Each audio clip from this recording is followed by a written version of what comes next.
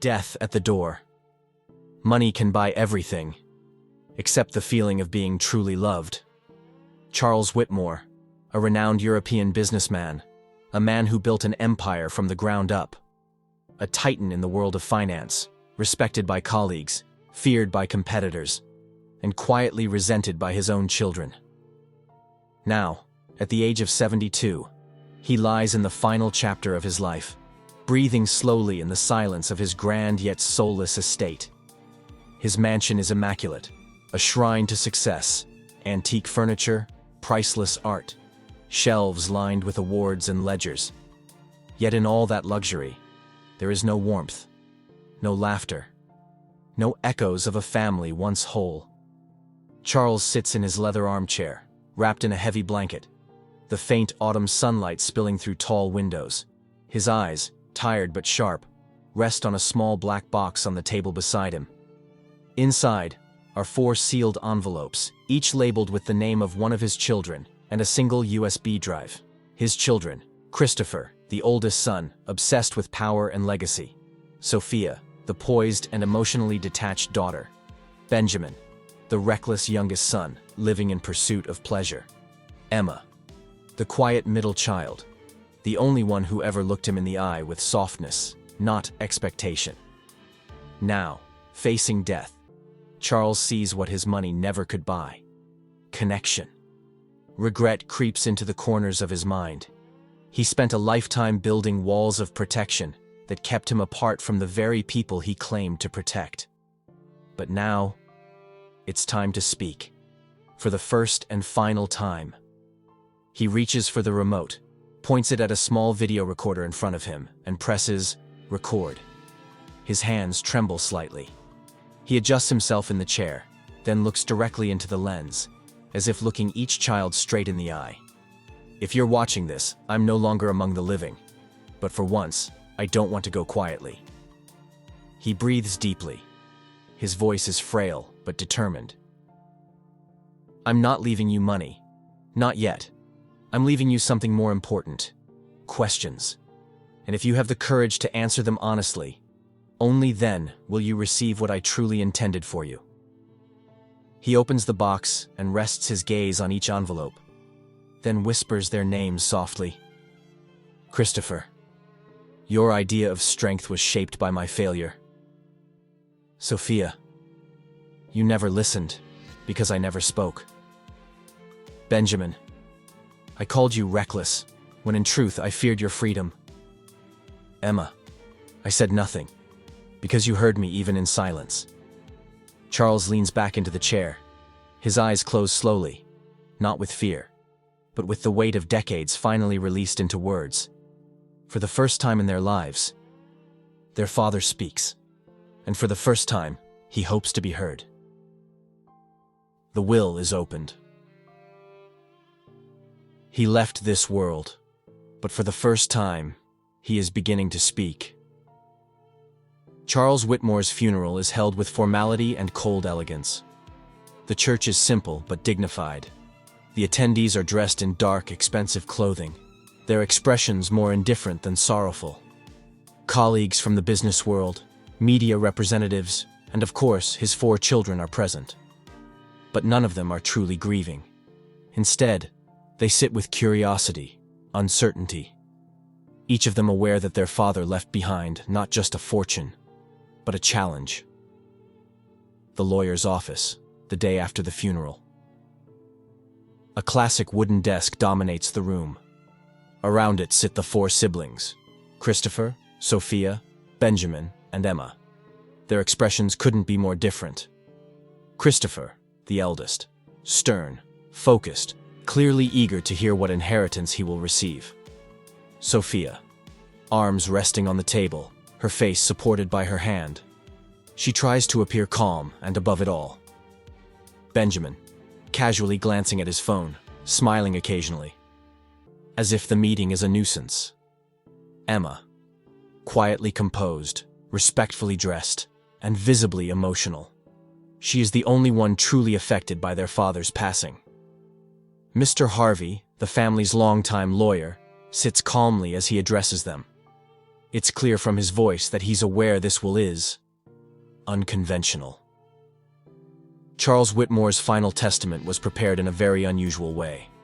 The division of assets comes with a condition. Each of you has been left a personal letter. Inside is a question. Only if you discover the answer to that question may you access the full inheritance. Christopher frowns, irritated. This is absurd.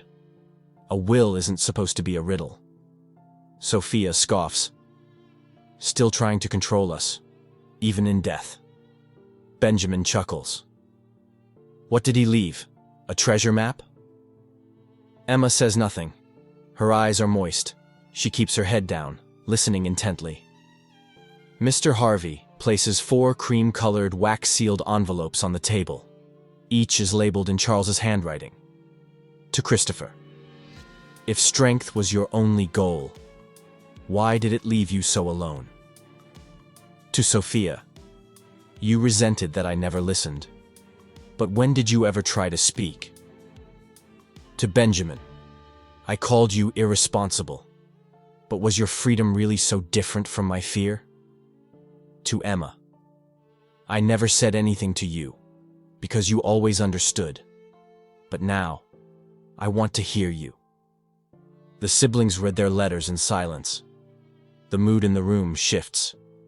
Each of them seems caught off guard. Christopher is tense.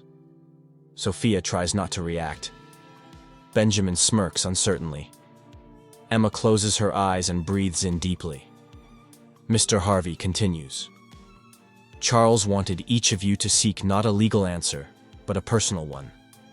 When you find it, you will receive a final video, and with it, the truth about what he truly left behind.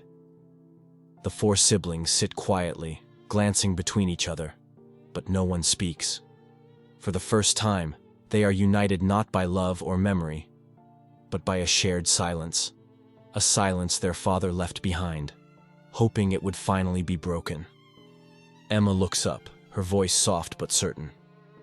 He never said much to us.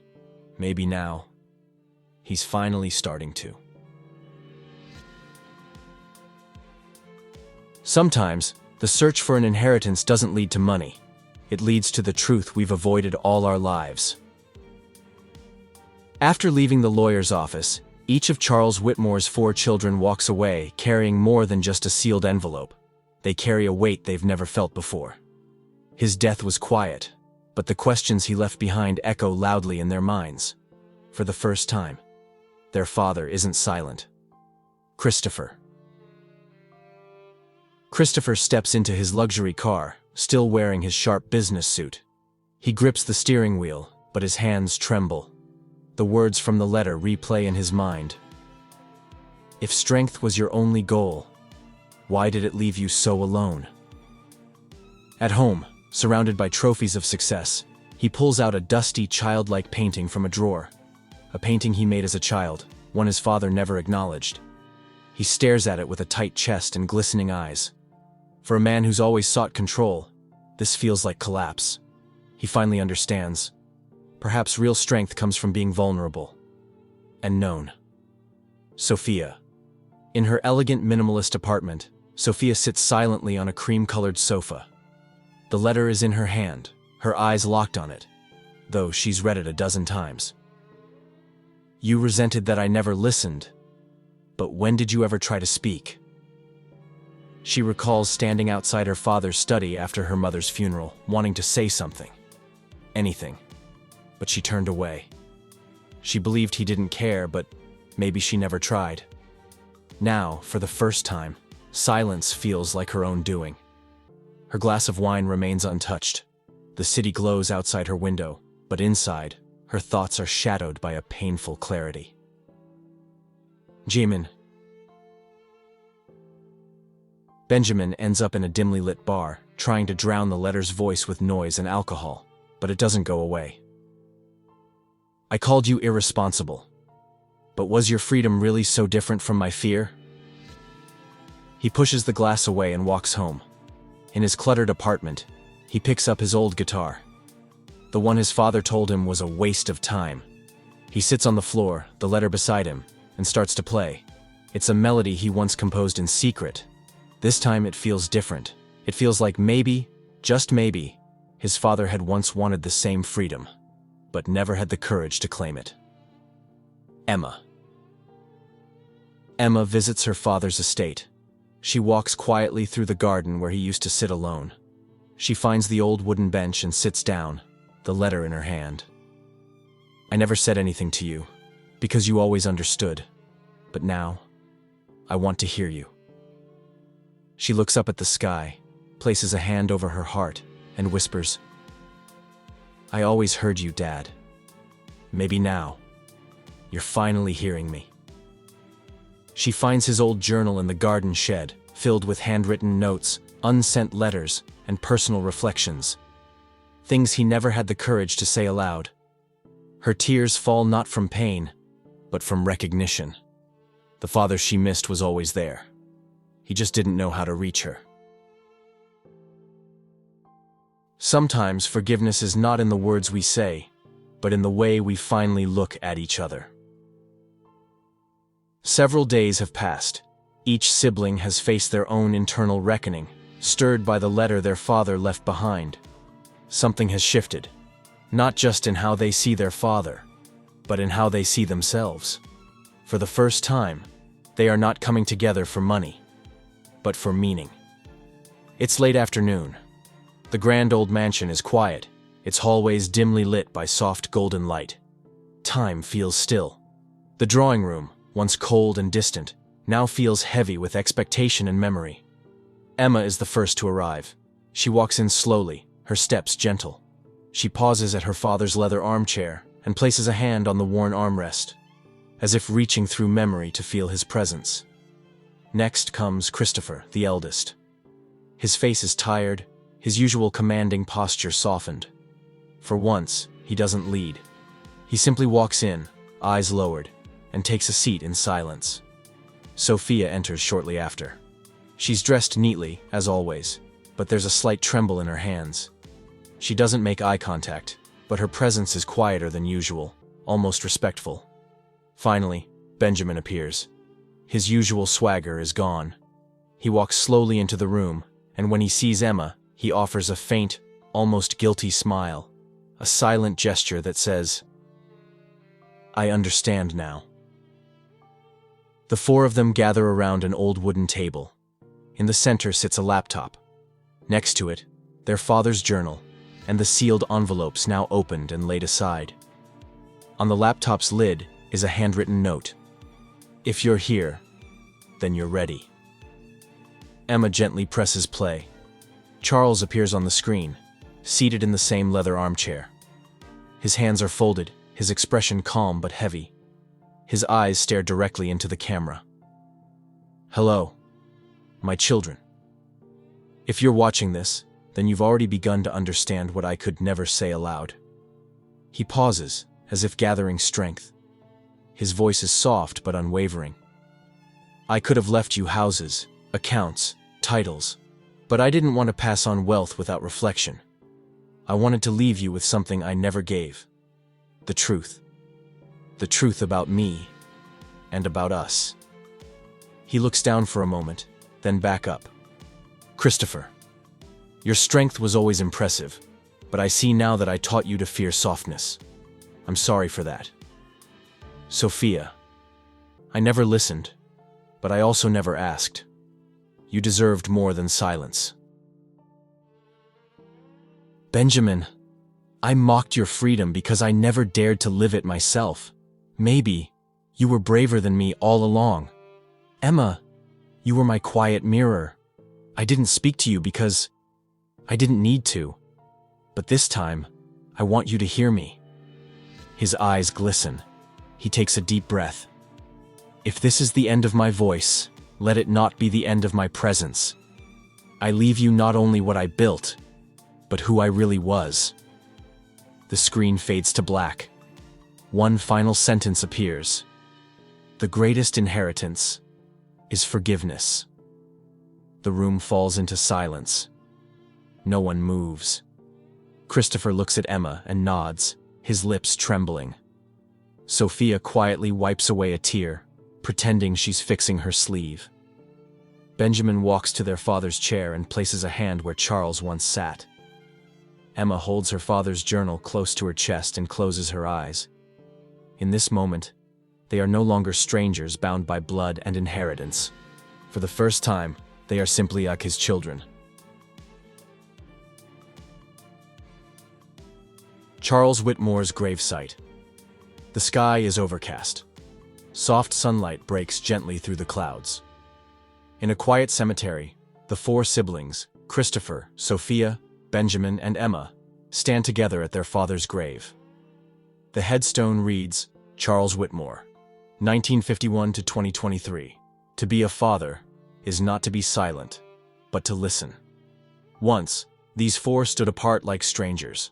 Now, they share a silence that speaks of understanding and 1,000 unspoken apologies. Christopher kneels and places a small framed drawing on the grave, a childhood sketch he never dared show his father. Sophia takes out a folded letter, one she wrote long ago but never sent. She gently places it on the soil. Benjamin pulls a worn guitar pick from his pocket, reading the inscription. Of all sounds, silence is the most sincere. He lays it softly by the stone. Emma says nothing. She simply closes her eyes, holding their father's journal tightly to her chest. Back at the mansion, final day. The siblings return to the estate to gather their father's things, but this time, the goal is not to divide, but to preserve. Christopher wanders into the old library and quietly says, "We shouldn't sell this place." Sophia looks up and adds, "Maybe we should turn it into something. A space for stories, for second chances. A foundation, named after him. The SilentWill." Benjamin gazes out the window, no longer anxious, no longer distant. Emma places a photo frame on the table, a rare picture of all four siblings as children, sitting beside Charles. She softly says, "He never truly lost us. We just forgot how to come home." In the garden, the four siblings sit together on a bench. No one checks their phones. No one rushes to leave. They don't speak, but they are fully present. And perhaps, that presence is what Charles wished for all along. A voice echoes softly. Listen to your parents while they're still alive. Because one day, silence will speak everything you didn't. Sometimes the greatest inheritance is a delayed moment of love finally felt.